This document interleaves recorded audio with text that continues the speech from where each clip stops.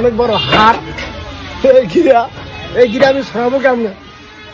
প্রিয় বন্ধুরা, আমরা দুই ভাই আজকে খেতে আসছি একটা হোটেলে। দেখেন আমাদের ভাত দিছে, এটা ভাজি দিছে, ছোট ছোট মাছের ভাজি, আবার এগুলা কি সবজি ভাজি, তারপরে দেখো এগুলা মাছের ভর্তা, আবার এগুলা বলে বাদামের ভর্তা।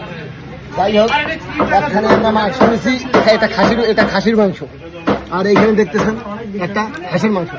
আসলে আমরা দুইটা মাংসের টেস্ট যাচাই করার জন্য দুই রকমের মাংস নিয়েছি, একটা হাঁসের মাংস এবং একটা খাসির মাংস। এখন মতো খাওয়া শুরু করি নাই, আরেক ভাই খাওয়া শুরু করছে। খাওয়া দেখলে মানে জিভে জল এসে যায়। আমরা আহার হোটেলে দেখেন পুরো একদম মাংস ডিল দিয়ে বসে করেছি। আর কাস্টমার আসলে অবশ্যই ভাইয়ারা ডিসকাউন্ট দেয়, আপনারা আসবেন। তবে কিছু তো কম ভাই, অনেক বড় হাট। এই গিরা আমি সরাবো কেমন?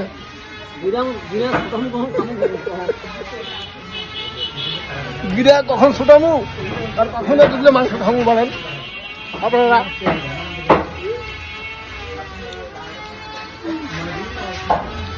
আমি আবার বেশি খাওয়ার সময় বেশি কথা বলতে পছন্দ করি না। খাওয়ার সময় খাওয়া অবশেষে খাওয়া দাওয়া শেষ। এগুলা তো এগুলাতে চলবে। এখন হাত ধুইতে যাবো।